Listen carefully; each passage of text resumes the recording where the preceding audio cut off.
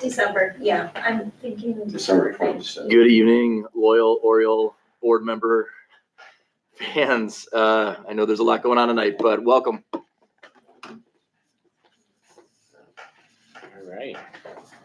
We're good then? We're good. All right.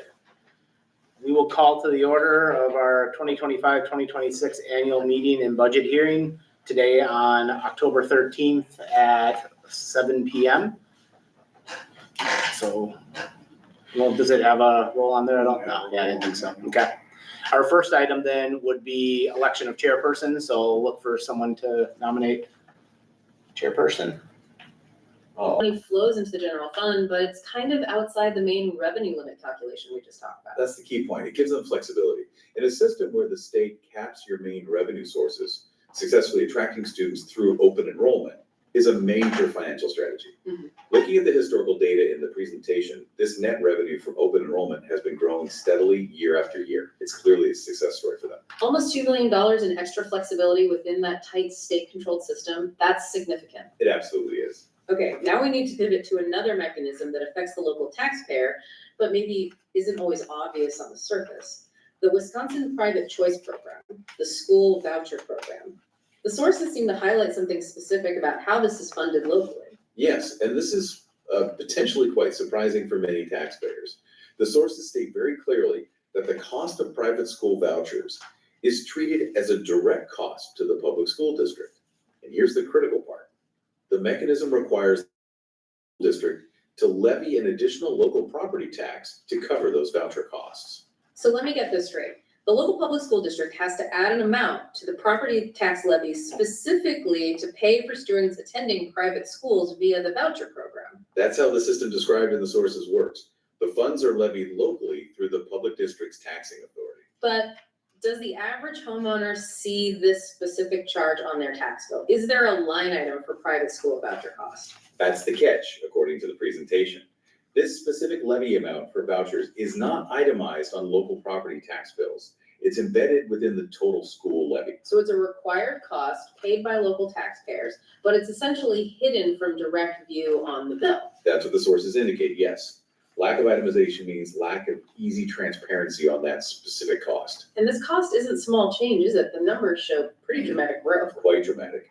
Between the 22-23 school year and the estimate for 25-26, the total voucher cost levied by the district is projected to jump by 147.53%. Wow, what does that look like in actual dollars? It goes from around $224,000 up to an estimated $554,527. So yeah, over $500,000 levied locally for this purpose in the upcoming budget. $500,000 levied locally, but not broken out on the tax statement. Right.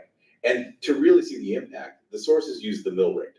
That's the tax rate per $1,000 of property value, the number that really determines your bill. Okay, so what's the comparison? Mill rate with the voucher cost versus without. The calculation presented shows the estimated total mill rate, including the voucher levy, is $7.36. But if you were to theoretically remove that legally required voucher cost from the levy calculation, the mill rate would drop to $6.77. So that's a difference of 59 cents per $1,000 of property value. That's a direct impact of the voucher program cost on the local tax rate, according to these figures. Exactly. That comparison makes the otherwise unitemized cost visible in terms of the tax rate itself. That's a really stark comparison. Okay, so pulling all these threads together, the state limits, the open enrollment gains, these mandated voucher costs, what's the final tax levy picture look like for property owners? The total school-based tax levy for 2025-2026 is projected at $6,854,200 or so dollars. This leads to that 7.3D6 bill rate we just discussed, and it includes a small board-approved over levy amount. And this total levy covers a few different pots of money, right? Correct, it's broken down. You have the main operational part, which is Fund 10, General Fund, and Fund 38, those are mostly governed by the revenue limit. Then you have Fund 39, which is the referendum debt levy. That's money voters specifically approved for long-term borrowing, like for building projects. And the third piece is Fund 80, the community service levy. This one always seems interesting because it funds things beyond the standard school day. Yes, Fund 80 is specifically for activities that are sort of outside the regular curriculum or extracurriculars. but are open to the broader community. For 2025-2026, the budget for Fund 80 is $267,829, and it's funding 4 specific things. Let's list those out. Where is that specific community money going? According to the presentation, it covers $65,370 for middle school sports programs, $30,000 for a mental health navigator position, $103,459 for the Oriole Zone, which sounds like a community youth program, and $69,000 for the police liaison officer in the schools. Okay, so those are very specific community investments funded entirely by that portion of the local levy. That's right. They represent local priorities funded outside the state-controlled operational budget. Got it. And looking broadly at the main operating budget, Fund 10, where does the bulk of that $16+ million actually go? If you slice it by function, instruction is the biggest piece at 43%. Then support services thing, administration, transportation, maintenance, guidance counselors, et cetera, that's about 35%. The final 22% is categorized as non-program. And importantly, this slice includes transfers, like for special education, but it also includes those private school voucher costs we discussed. And if you slice it by what they're buying, the object. It's mostly people. Salaries make up 38.56% of Fund 10 spending, and fringe benefits add another 21.09%. So personnel is clearly the largest cost driver. So wrapping this all up, despite the state limits and these mandated costs like vouchers, the overall financial picture presented for 2025-2026 actually looks pretty positive. It does, based on these projections. They're anticipating a net operational surplus of around $574,000. And perhaps most notably for taxpayers, the projected mill rate is actually set to decrease from $8.15 in the current year down to that $7.36 estimate for next year. That suggests they've managed the constraints effectively, likely helped significantly by that strong open enrollment revenue. It points to, navigating a complex financial landscape pretty successfully using the levers they do control, like attracting students. Wow. Okay, quite the journey through school finance. We've touched on the real limits of public power at the annual meeting, the huge role of state revenue caps, but also how things like open enrollment can be a game changer locally. I think the key takeaways for you, the listener, are understanding that advisory versus decision-making power. Recognizing how much the state formula drives things, that 75% figure, is huge. And seeing that local student enrollment, the FTE count, is really the district's primary tool for financial stability and growth. Definitely. And as we finish, let's circle back one last time to that voucher funding mechanism we explored. Given that the sources show it's a rapidly growing cost, over $500,000 now, levied locally but not itemized on tax bills, it makes you think, doesn't it? We have to leave you with this question. What does it mean for transparency and democratic oversight when a significant legally required local tax expenditure grows rapidly but remains essentially invisible on the bills sent to taxpayers? It certainly raises questions about financial clarity for the average citizen. Something worth considering as these funding discussions evolve. Absolutely. Food for thought. Thank you for joining us on this deep dive into the North Fond du Lac school finances. We hope this breakdown helps you stay informed and engaged. Welcome to the deep dive. Today, we're jumping right in. Let me just state, to get to that level of AI, Maria had to rerun it about 15, 16 times, and there's still obviously some hallucinations in it, but the fact that she went about that and programmed it as best she possibly could with this document as well as other things, it's pretty amazing where you can get to in a very short period of time. So she did a lot of work applying in that area, but I don't know if we want to recap and go through some of these other areas that might not have been. Yeah, before that, I skipped something. Before I think we should come back to, because we have to make a motion for our treasurer's report. Oh, For the, I missed it on there. Okay. So I want to make sure we do that before, and then we'll jump into it. So it's for the 2024-2025 Fund 10 receipts, expenditures, and balance on hand. So our revenues were $22,592,609.08. And this is as of June 30th, 2025. Our expenditures, the same time period, was $21,733,620.83, which then allotted us cash on hand or balance on hand of $4,961,394.32. So we actually have to make a motion to approve those. So I'll look for a motion for those items. I'll make the motion. And I'll second. Oh, go ahead. And then all in favor, say aye. Aye. And all in against, say nay. All right. Sorry about that. That was No, my that's fault. fine, that's fine. What did you guys think? Yeah, I think that was pretty informative, right? Like it goes through it in an interesting way and yeah, it was a nice way to present it. The only thing I wasn't a big fan of was the emphasis on the mill rate, because that's a fake number, really, and by itself means nothing. In the mill rate, I went back to like 2019.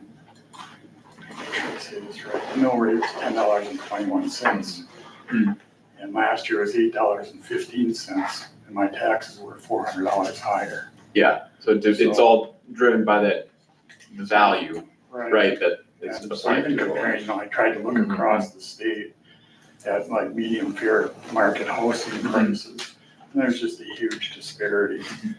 So when, I think Mike said the average was 706 or something like that in the state, but that's a meaningless number because you don't know.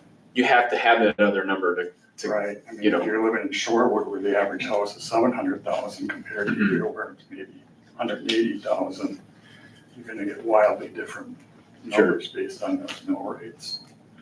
And you also don't know where they're at in their journey, their referendum journey too. The referendum could cause that mill rate to go really high, and the neighboring districts might not have needed any referendums. And so, yeah, there's definitely, it's not a perfect number for sure. I wanted to just note on page 22 of your presentation, I did add a line that shows if we went to $7.55. There was a lot of discussion at our last board meeting on the mill rate, so I just wanted to put another option out there, and that's that $7.55. And that would be an over levy of just over 300,000. So that would, because I think on that page 22, that 170,000, Am I on the right page? Just Yeah. make sure. Yes, Yeah. you are. that 170,000 over levy, that's really 140,000. yeah, 140,000 is what it says. Yeah. So by going from 736 to 755, we pick up roughly 185,000. And I looked at like John's taxes and my taxes, and I assumed an 8% increase in the fair market value, number. And going to 755, our taxes would be within $1 of what they were last year. So the taxes would be flat. We get in another $185,000, which I think helps with not yo-yoing the taxes and sets us in a better position, I think, down the line when we have to go to a referendum. We'll have kept it up to where it is instead of driving it down. And that, oh, go ahead. Yeah, I was just gonna maybe mention that 180,000 though can only go into certain funds though, right? Only service the debt, the referendum. Right. But So- still, I mean, it reduces our long-term debt, right? But then, in my mind, the key point is it keeps the taxes level. So that when we go, say we dropped it down, and now in 2 years we have to go to a referendum, that gap is gonna be a lot bigger. So we just went over levy when we got to the referendum. That would give us 185,000 towards the referendum for no cost really. But not operational. Correct, it would Okay, just no, go no. toward. Right. It won't go towards operations, but it'll affect the long-term debt and it'll decrease it'll seem like the referendum ask is less than. So, but I guess my point is it can only defer referendum against another capital related referendum. Right. Because if we get 185,000 in 2 years, when we go to ask for more funds, We won't, then we won't. that 185,000 can't help that, Right. aside from it'll go away potentially. It would go away, so the overall ask would be, the overall tax levy would be less. Even though you're using it for debt, it still kind of impacts Fund 10 because you're not gonna have that over levy when you go to the referendum, right? Chances are. So your overall levy is gonna be down by 185,000, Correct, right? but only in, right, but But the that overall, over levy can only be in Fund 39, in the debt. right. Yeah. So we're not using the money in Fund 10, but it's gonna impact the referendum down the line if we keep it in there. Because when we're looking at the tax levy, it's the whole levy, it's operational and all the other funds, right? So that bottom line number will decrease by 185. Yeah. The point is, if we need to ask for an operational, we would then at that time choose to decrease the over levy and then have to ask for potentially less in that without affecting the taxes. An operational Right. referendum is not Fund 39, no. No, I understand. I think what he's trying to point out is we would then, it's really relative to how the taxpayer views how much they're paying in taxes, right? Not so much that we can take that money and put it into the fund, it's just level setting the tax ask, right? Right, you won't have such a big increase. If you didn't do this, you'd have a bigger increase at the time of the referendum than if you keep this up there. And that's been our philosophy.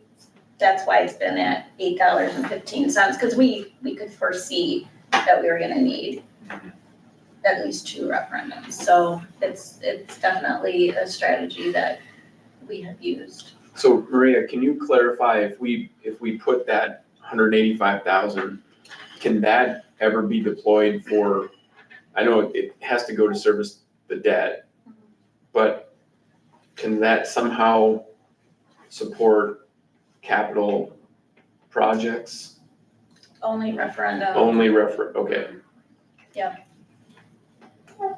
Rick, when you mentioned the tax being roughly within $1, you're talking about just the school portion School tax? tax, yeah, just Okay. school tax.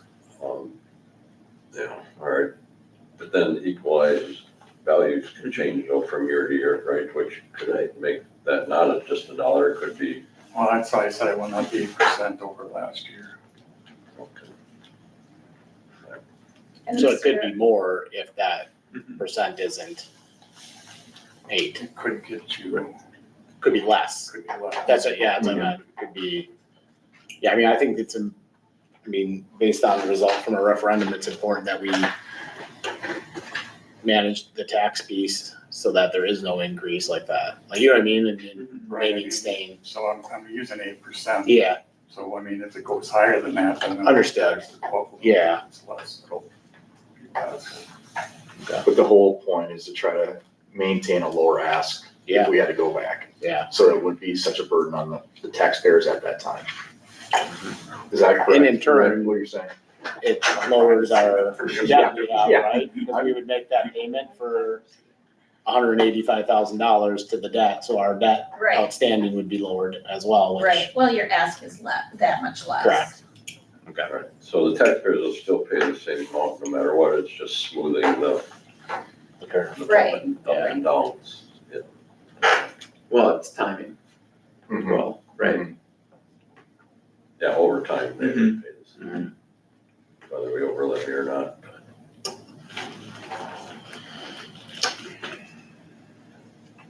And Maria, do we have to determine that tonight? Is that something that should be decided upon?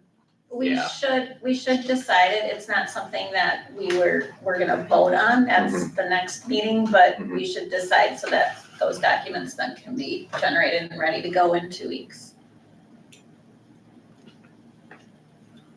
So it's a decision, how likely are we and what is the timing of the next capital or the next capital referendum, if and when there is one.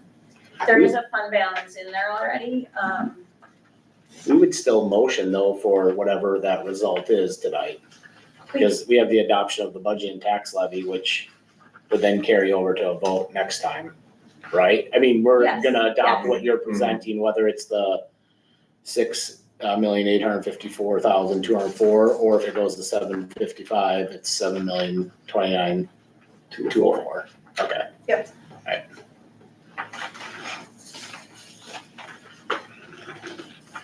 Because, I guess we can finish this, I've got some other questions, but, well, I guess this kind of relates in a way. So, the way I understand it, we've got 714,000 in that Fund 49, which is for capital projects that we can use. when Correct. we're going, right? Yep. And if I'm figuring it right, with this proposed budget, with the 500,000, roughly 500,000 surplus in Fund 10, if we were, that's gonna leave us at 25%. Yep. And our policy says 20%, so, well, the way I calculate it, we have almost $1.2 million of surplus in the Fund 10 balance over the 20%. Off policy, yeah. Over the 20% policy. So between the 1.2 and the 714, we've got 1.9 million in surplus. Yeah. See, and that's why I think, Rick, it's more important to focus on that than over levying by more. Well, I would like to see us talk about, I'd like to see us do the over levy, but then we, heard last time about teacher shorter class sizes. And we're sitting on $1.9 million here that would fund 3 teachers for several years. But if that was to be, we wouldn't move it to Fund 49 then, Right. right? Because we would leave it in Fund 10 and then the head count would be increased and that's where it would pull out of.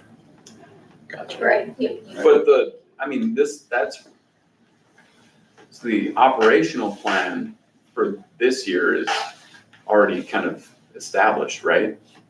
So, For head count? right, Yeah. so Well, it's more like maybe next year we don't move as much into, well, I guess my question is it if we wanted to get like an interventionist midway through the year, is that something you could do? If we're plus, and so you could look at that, but then it's again, how much are you gonna maintain to put into a 46 at the end potentially, so you can add to the budget? You're saying already we're above the fund, our fund balance, so we can draw from there. You're saying to decrease back down to 20%, is that right? I'm saying it's a discussion. Yeah. I think it plays too into what we were working on with like a 5 or 5-year plan. Yeah.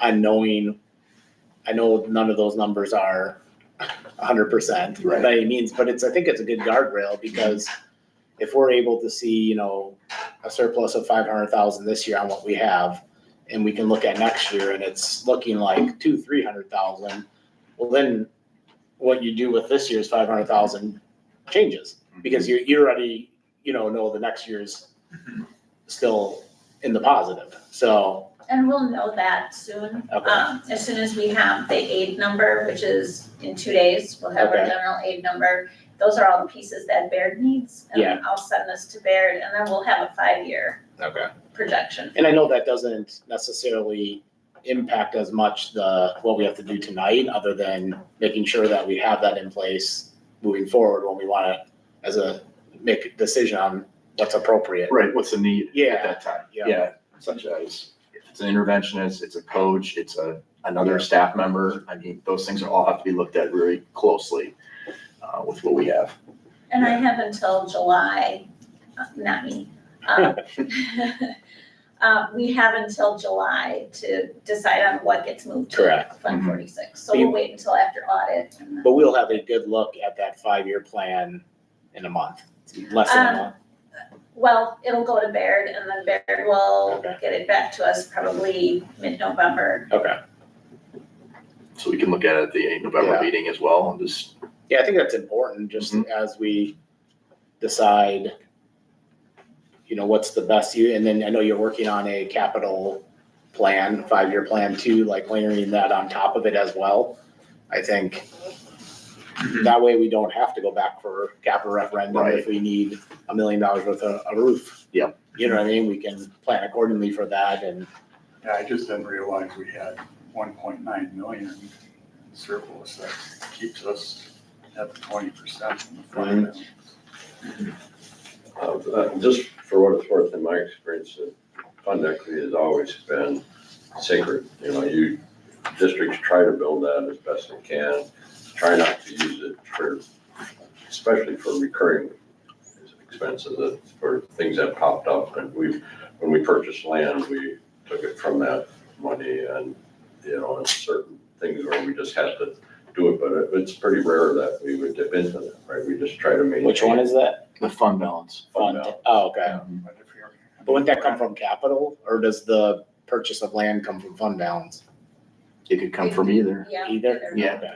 But like capital improvements have to come from 49. They don't have to. Okay. There are districts that don't even have that fund set up, but we set it up for that. To For that funnel money purpose. in there. So it stays in the Yeah, it's gross. just kind of to make sure that you're covered for the future, right? Right, Right. that and it gets aided if it's in Yeah, that right, bucket correct. versus if it stays in Fund 10, we don't get any aid on it.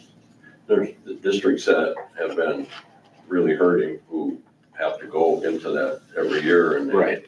slowly dwindle Yes. that down and then they're really hurting and that, Yep. so that's why it's always been, and we don't have to necessarily be over what our policy rates, but it doesn't really hurt us, I think, to build it as best we can, because there may be a day where we might have to take a chunk out of there just to get through the. Well, I year's understand. budget. I mean, I think that this 5-year thing will tell us a lot, but I mean, being this far over the 20% and having class sizes of 42, 43 kids, that doesn't, But we also gotta understand that that's gotta be, if we're gonna make that change, it's gotta be a consistent one from year to year to year with those staff members. So whereas like we're talking about the reoccurring cost, and we just have to acknowledge that within it, because the fund balance is gone after we spend it for that 1 I'm year. not saying to spend it all in one Yeah. year, but if you got 3 teachers, you're talking at 350,000. Yeah. So that lasts you 4 years, I don't know, you can see, that gets you 4 years of limited class size. Right. Well, that's also, I think, where the 5-year plan comes in. That's assuming we're not adding more to it those years. You know what I mean? Like where if we were to add that thought to this year, for this year, we'd still be plus 150,000 extra at the end. If we had 3 more, right? You know what I mean? So like that, who knows what next year is where it would add back into the fund. Yeah, I mean, I get your point too, Steve. Like I get the fact of wanting to have, I think it's a balance, right? It's the 20% I think is just a guardrail for us to hold ourselves accountable to. But I also think if we go over, what else are we impacting that money could be spent on that would help the district overall too? And you have to keep in mind too, as the budget grows each year, that 20% number changes. Sure. Yeah, it gets bigger. Yep. 20% of a larger number. Right. Mm-hmm. One other thing to keep in mind is our enrollment. Yeah. We're starting to decline. Hopefully it's just a little blip, but we took quite a hit this year. The one thing that is helping us is there's kind of a safe haven for us. So we didn't lose any money this year on the number of kids, but it's a declining enrollment exemption that we get from the state, and that's $188,000 came in. Now they'll use our new base next year, so we are declining, which is less Marie, was revenue. that the 3-year Mhm. average thing? Yeah. Okay, Yep, so next year it'll We'll be have it based on, firmly in there. well, it's just gonna keep Yeah. Well, and this is another question too, I'm gonna email out to Nick Leonard just to say like, where are we as a village? Like, what are we doing in terms of adding more housing? Do we have other things in the place that we have to be mindful of because, again, we had a blip this year and I hope it was just a blip for that time because ever since we've been gaining Yeah, it's been going up. students. Right. So, that's something to, keep in mind too. It's not that we don't say it could potentially happen again, but I'd be curious to see exactly what and where the village is in terms of any growth as well in the future from what they see. Well, there's another basement being dug out in the northwest corner and I think Robert's plan is to keep continuing all through that area. So hopefully that would bring in, you never know what if it's, Right. elderly or newly married or families with kids in school. There's a lot of what ifs and then it's just like, okay, so just doing the best we can with what we know. And I can come back to the 5 years so we can have a little bit better idea before making, bigger decisions, but we're in a good spot to be able to look at it all a little bit more too and say, okay, but we made some significant losses within that too. You Yeah. remember, we lost, 13 staff members on this too. I mean, and we didn't know what was going to happen with the state and now we're in a spot where we've got a little bit better foothold, but we also don't just throw it all in there when there's gonna be more expenses as we move along here and how do we maintain that? We don't know what the federal government's gonna do in the, the next upcoming years, like special ed funding, that could be cut drastically to a point where that could hurt us. Food service, from the federal government, that could hurt us too in terms of like, we have to put more money into things like that we're not even aware of right now at this moment. But those are all things that are out there looming right now until we get a better grasp. We just gotta really look at the whole pot and see what makes the most sense for our kids. So if the declining enrollment didn't cost us any state aid, wasn't it like 500,000 between the first and second run?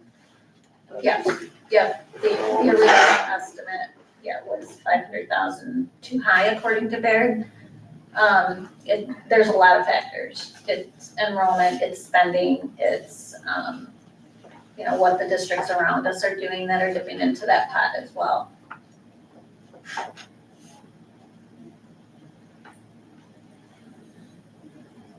Enrollment's just one little piece of it. So do we know how much that increase in special ed from the state gave us? The projection is 42% of last year's expenditures. I don't have the exact number, but So it'd be like 12%. we are getting 12 about more 12% more, Give or take two, I think, if you're really gonna be more like the 10%, and then the following year, then we'll have another 3% add according to what the ruling was. I budgeted 40% instead of the 42, because it's never the full amount. But it was a significant increase, which then helped that transfer decrease. And the open enrollment dollars went up significantly, and we're actually more open enrolled than we were last year by 4. It's not significant, but, and our, out is about, a good balance size right now, but that also has helped us big time within our budget. We're in a good spot. So when you pull that 3-year average, does that include the most recent result? Yeah. The third, okay. Mhm. So really it's looking at 23, 24, 24, 25, and now 25, 26. Correct. Okay.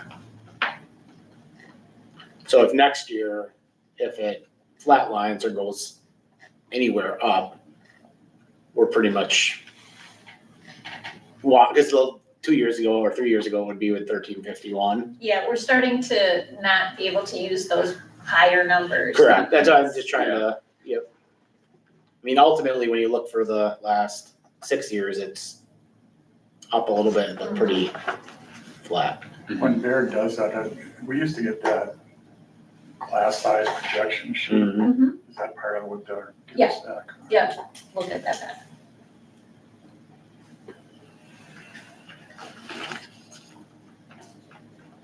And if you notice, partially, if you look at the numbers really closely in terms of why we declined this year, One was our pre-K numbers were smaller than normal, which we really have no rationale for that, but historically, even though if those are lower, we usually gain it all back in that kindergarten year anyway, in terms of getting up towards that 100 mark. And I see that potentially happening too, because you can go anywhere for 4K. You can be, and that comes within daycare systems. So if I'm working in Fond du Lac and my daycare is in Fond du Lac, it's easier for me to go get my child at that. I'm gonna send them to that 4K versus our own. So we could have people from North Fond du Lac doing that right now until they can actually be school age where they can come here. One of the things we are looking at is looking at how we've got our 4K system over at ELC, how maybe the impact of bringing it over to FLC in terms of having the space that we have could help out and assist with some of that for some of our families as well. Not to say that they can't go back and go to Arts for Kids for the remainder of the day, but it just offers a different option for them as well. So that was a big chunk of it. The other big chunk is obviously, as you all know, we closed exploration. We lost a series of number of those open enrollments, and not necessarily like the high school students, but incoming like 8th graders incoming 9th graders who were gonna be coming from Trefford. They made the option to choose to go back to their homeschool or to be homeschooled for that matter, within their frame. So there's a significant number in those two pockets that really tipped it to more of that. And then you've got just gradual small decreases in some of the other grades, nothing drastic. I mean, 16 students, so when you start to break it down that way, it could be 4 here, 4 there, and pretty soon you're You're there. you're right there.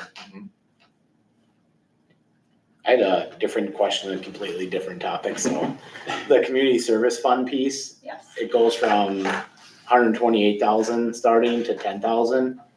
This for ending balance. And I see 2 years ago it did the same, and the opposite year it goes up a ton. Can you? Yeah, so there was a pretty significant fund balance in Fund 80, so I'm just trying to equalize Even it that, out. get that down as close to zero as possible, so that we're Okay. using all those tax dollars.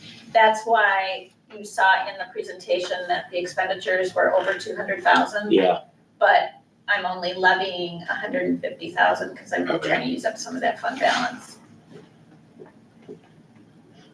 Does that help? It does. Yeah. Okay. I just jumped out. So Yep, good question.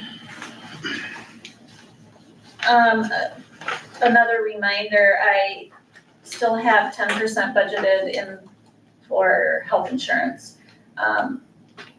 Alex is not gonna be here in 2 weeks, but Brianna will be here in 2 weeks from USI, and she'll have the final numbers for health insurance, so that could change too. It's not gonna be higher than 10%, but it could be lower. what does a percent, if it's 9, do we know like about impact dollar wise that makes? I don't, No, okay. I don't yet. Will we have that at least? We'll have that, yep, in 2 weeks. Okay. And their health insurance is looking good. We just got another invoice today and it was really good. Drastically different than it has been for the Yeah. last 3 years. And Yeah. that's this is another thing that just fit into place at the right time right now. So we're very fortunate. It's a lot of work that went into that, so Yeah. it's good to see. Mhm. Anything else I can clarify or? You know what I was wondering if we could find a number on on that voucher program? Are we, I know we say like 40-some thousand when we stop busing the Springs kids. Do we know what busing in WLA kids is costing us? Or are we busing in WLA? It's probably the same, but we are busing because they're within the radius of the 5. So you're talking almost like $50,000 that we're probably putting toward. I don't know that 100%. It's a route, so. Yeah. Yeah. It's 56,000 for the year. I think if you want to make a note, I know you won't be in for next year's slides, but it'd be interesting to put that, the full cost of this program, which is that busing is part of this cost of this program as well. Okay, yeah. I think that's just important to point out to everyone, just of what we do provide to all the private. People have no clue. Well, some of our Title I dollars go to private schools, some of our special ed dollars go to private school. I mean, we definitely, and, you know, the average person doesn't know that we're supporting, the amount that we are supporting. We're running bus routes on days that we don't have school because the private school calendar is different than our calendar. So, yeah. I do want to continue to look in transparency, just for transparency purposes, Right. as a good, citizen, like, I'd love to go and talk to the village and just say, hey, have we ever thought about this?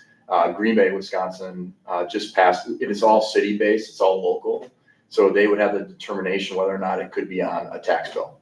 So just breaking that down, showing the 500,000+ that actually goes to the voucher system. So people are just aware, and it's not to point fingers or anything, but I think it's important that people know that. I think many people have no idea that that's actually happening right I think that's an excellent idea. Yeah. Yeah, it's not going anywhere, we know that, vouchers are here to stay, but, Right. yeah, I It's think, going up. now. Yes, yeah, significantly, yeah.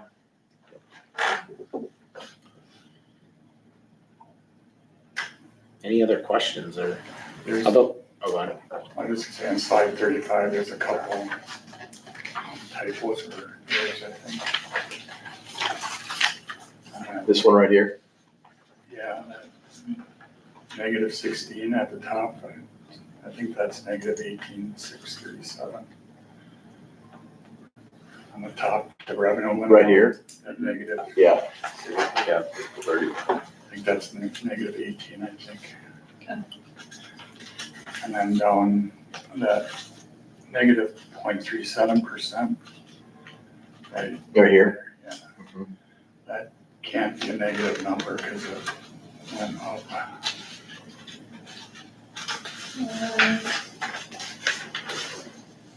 Well, expenditures went down, right?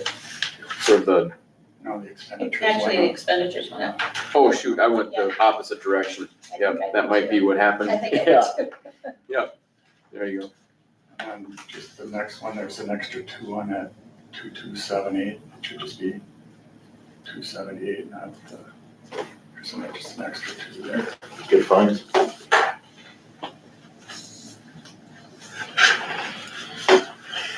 I need to hire you as my proofreader. This is what my life's come down to. So I guess we have to, because if we're gonna make a motion for for the school tax piece, the decisions between the 755 and 736 examples. So Or anything in between. so I can make, we have to have a number though, we can't put a range when we make this motion. I would, yes, other's we're gonna Yeah, have this exactly. discussion in 2 I just wanna make sure. Trying to get back. I don't know if anyone else has any, I'm in favor of what Rick is explaining when it comes to levying out the mill rate at the 755 and the strategy that's involved in there, especially with knowing that we're gonna have some look at a 5-year plan coming up. I think that's gonna position us a little bit better when and if we ever have to go back for referendum in the future, that it's not a significant change for a community member. Would be my suggestion, but. I'm more in favor of the 736.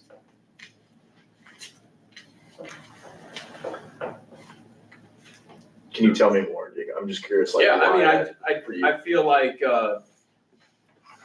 so the referendum didn't pass, right? And I think that the community told us that they would prefer to see us have their tax impact go down, right, through that effort. So, or at least not go up. I understand that the 755 is kind of designed to keep it stable, but because of the limitations and where you can apply those funds anyway, I think, levying I forget, this 140,000 is the actual number, right? I think that is a good intermediate step. I don't know. I mean, I guess that's kind of where I stand on it. The other, just a piece of information, like on the taxes, should I say this right? Like I'm not just picking a job, I just use John in my house, so it would be roughly $60 difference between the 736 and the 755 Total. on the school tax. But no, again, it's not oversimplified, but that extra money then between the two, it'd only be for capital building, which, do we have any plans in the near future that we would be be? for capital building, for pay down referendum early. Which is the message I heard from the community was You could, We got too much fiscal of that, yeah. responsibility, we have too much debt. So I see, okay. yeah. And that's what I mean, I heard also, right, impact on taxes, and that's why with this, most likely not increasing taxes. Obviously, there's some variables in there, I get that, but the other message I heard was we need to lower our debt and we need to be more fiscally responsible. And I think part of being fiscally responsible is carrying less debt, especially when we have the opportunity to pay it off, because there's actually cost on top of that. If we make another payment of $180,000, whatever it is, there's less interest, there's less, you know what I mean? Like that's more than $180,000 over the term of that loan. So that's where my kind of second part came in, is like, to me, it's a good balance between what we're listening to the community on, keep our taxes, we don't want to raise them, but also be fiscally responsible. And part of that is, I think, less debt. When will the community see that effect though? In 17 or 18 years at the end of the debt? The current referendum debt that we have? well, you can do fees, and that's something that you would work with Baird. We did that a couple of years ago before we were going to referendum. Well, I guess I'm just thinking along the lines of if people will pay extra on their mortgage payment each month so that it doesn't end in 20 years, it'll end in 18 and a half years. So does that affect that if we start doing that now? Going to be a delayed effect that people won't realize that we're helping out by, because it's so far down the road. I don't know if I'm quite understanding it correctly, but To me, the biggest thing is when we go to referendum, it won't be as much sticker shock. It'll be less. yeah, I could see that as about the only current benefit that we would get. But then how does that balance with what, like Mike Clark said from Baird, that maybe people need to see that we made some efforts to give them a break now, compared to what we were projecting that would go up. And like I said, I think the tax will stay the same or close to it, but I think when people saw the sticker shock on the last referendum, I'm trying to figure out ways to dampen that effect down the line, because I don't think that'll be, I don't know when it'll be, I guess we'll have to wait to see the 5-year plan. And to be as close as zero or anything on any ask is really essential right now, because as we all found out, like even what we had shared, which wasn't, I would say, super significant on that individual. Yes, it was a cost, but I mean, we were still fairly low. I mean, the lower we can have it, the closer we can have it, the better we're gonna have an opportunity to. And again, we don't know how long that will be and how much we're gonna continue to get from the state or federally or all these things. There's a lot of what ifs, but I wanna position ourselves in a way that we're, financially stable too and fiscally responsible at the same time. So I can see the rationale for this too.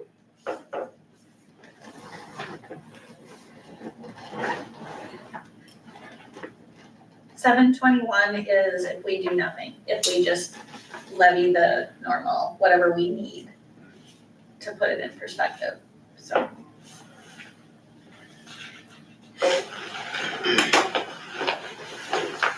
Katie, do you have any? I'm on the same thought process as Rick and John.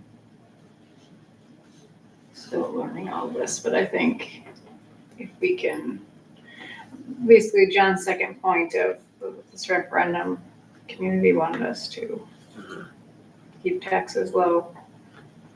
Well, I think the Gotta other, be responsible. on top of, like, Steve, you make a great point, like, you know, like when you pay something, like, you don't feel the effect after. But I think that's part about being a good steward of the community too. You know what I mean? Like, and I know you know that, like, I'm not saying that to you, but like in general is do better for who's next, you know? And part of that, I think, is to be able to prepare this community to continue to grow at the rate it's growing and have great schools and have great teachers and all of that.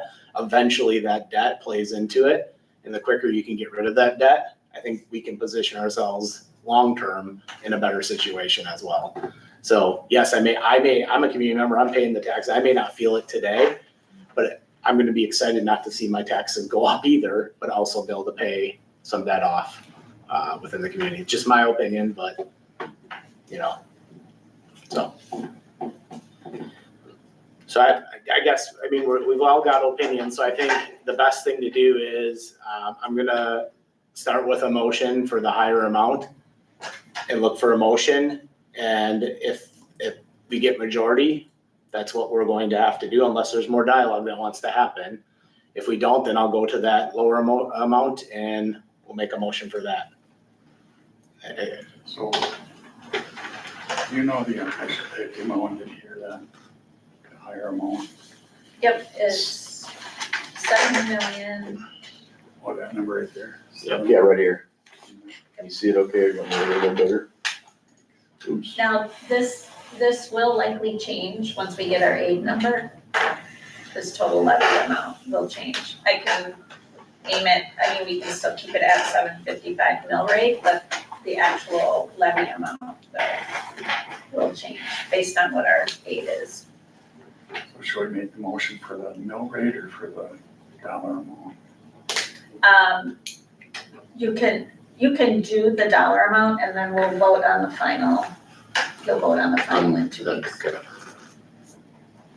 Is there, I don't want to cut anyone off, but before we do that, is there anyone else want to share any thoughts?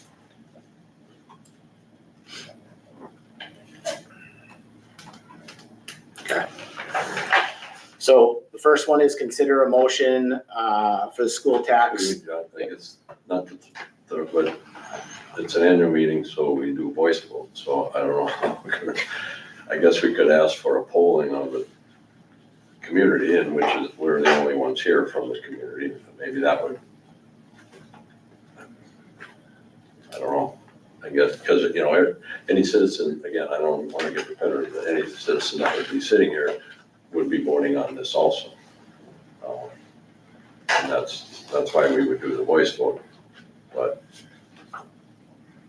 So with the voice vote, though- There were 6 people in here besides us that said they didn't want to pass any budget. They could do that? Yeah, we're just one of the citizens that are attending the 'Cause annual that's meeting. not, I mean, I don't know the law, but that's not what that podcast thing said. It would just become advisory for our next meeting. Right, right. The actual, That's when we would officially vote for it, in the Okay. October meeting. so Steve, are you concerned that we're not gonna have clear numbers to be able to discern if we do the voice vote? Well, I'm just, with the voice vote, I'm just saying we're gonna have to decipher what one, yes or no on the motion. Okay, You know, I guess we can kind of figure that out. Yeah, I was gonna go off the majority. Wouldn't that be similar to what we do with this?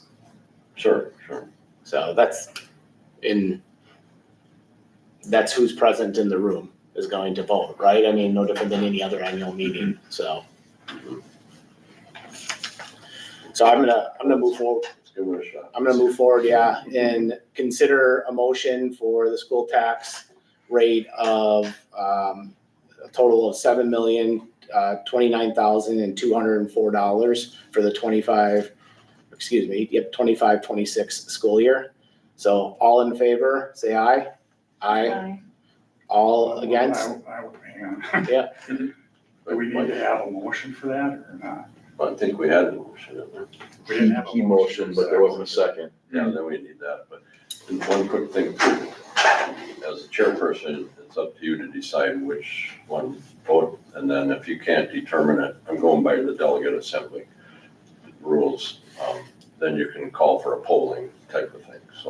So if you're listening closely, you should be able to figure out. So I'll look for a motion for the 7,029,204. I'll make the motion. Okay, 80 seconds. and then, once you're, then all in favor of the 7,029,204, say aye. Aye. All, not in favor, say nay. Nay. So from 3-2, it passes into next meeting.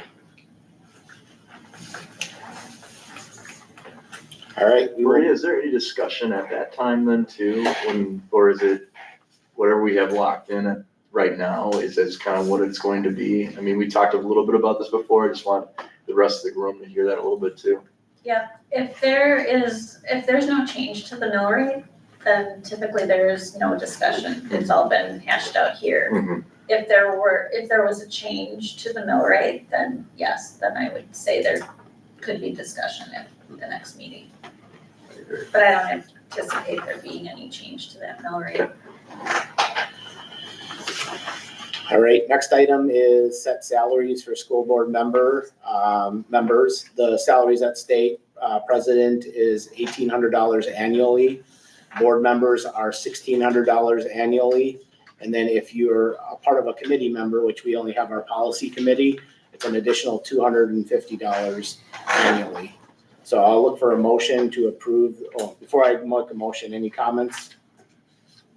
So on here, it's 3 separate things, but are we doing it in one vote for all positions? Well, we can do it if it's labeled 3 separate, we'll do separate. You have 3 lines on there? It's on here. It's Yeah. President, board member, and Okay. committee member. So first, any commentary or questions before we look for a motion?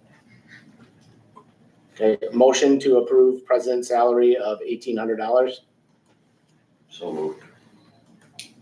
then look for a second. Second.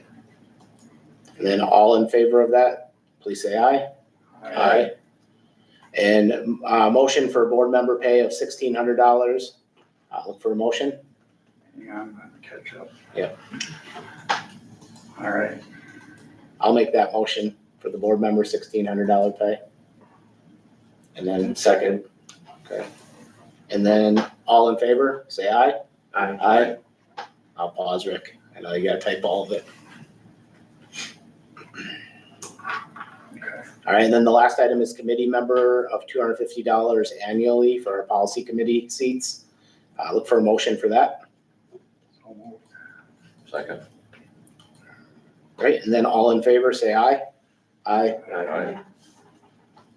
Alrighty, and then our next item is reimbursement of school board members for actual or necessary expenses when traveling in performance of their duties. This is a requirement that's necessary for us to pass each annual meeting. So look for a motion to approve, So moved. and I'll second. And then, all in favor, say aye. Aye. Aye. Aye. Good. You good? Okay, I'm just making sure. Yeah. And then the next item is allow the district through school board action to purchase land and property throughout the year. This really allows us as a Board of Education the ability to purchase property or land throughout the year by majority vote without the need of a special meeting. So look for a motion to approve that. So moved. Second. All right, and then all in favor of that motion, say aye. Aye. All right, and then next item is direct the school board to furnish school meals to pupils of the district. Yearly resolution to continue our food service program here within the district of North Fond du Lac. So when ready, I'll look for a motion to approve that. So moved. I'll second. And then all in favor, please say aye.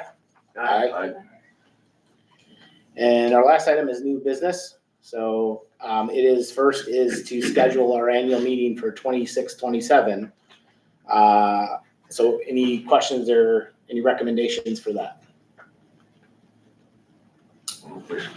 Have a calendar. Yeah, need to look at a calendar. Everyone look at your phone. What works best? It's typically been a week before, and then we have more numbers we do it Oh, so on it's a that little- third. Later, like, so, Yeah. So, One third, week later, the third 19th. week of the The month. 19th? Mhm. so October 19th, it would be 2026. October 19th, okay. Yep. Works for me. October 19th, size. Mhm. Do we need a separate vote on just the budget itself? Oh, did we do that? I think we just did the tax levy, right?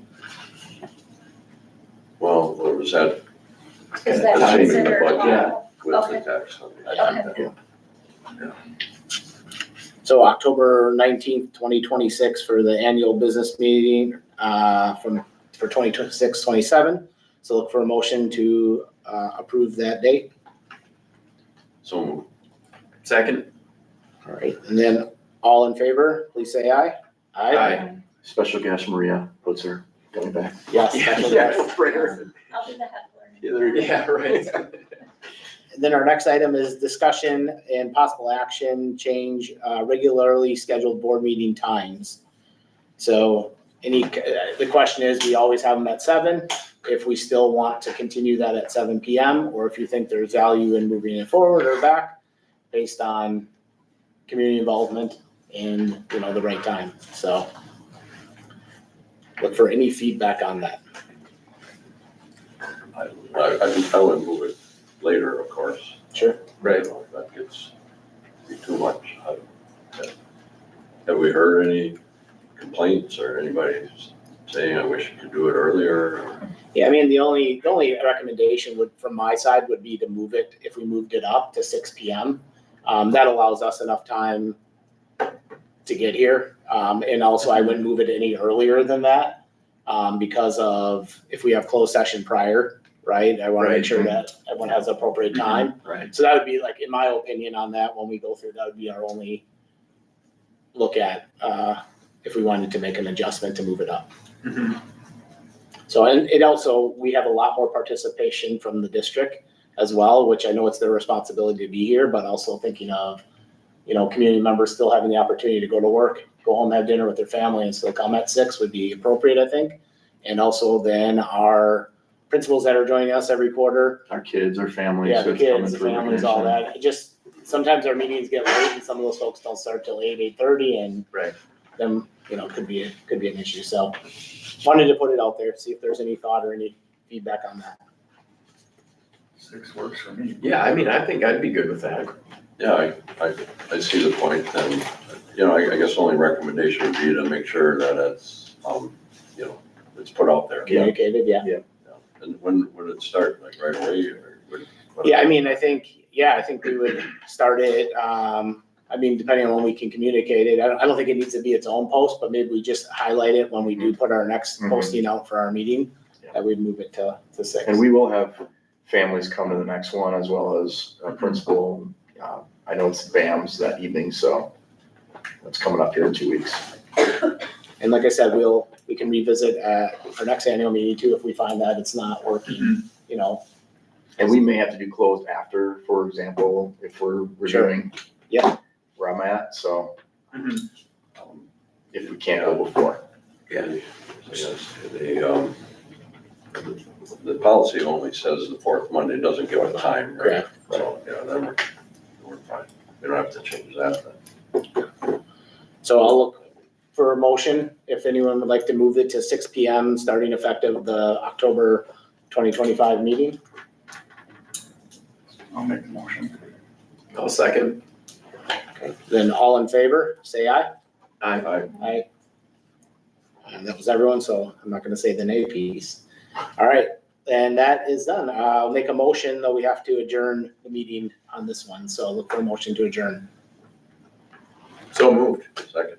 All right, and all in favor of adjourning the meeting, say aye. Aye. Aye. All right, we're adjourning at 8:13 I PM. missed the, made the motion. Second. I said. Guy motion, Jacob. Okay, good night, everyone. Be well.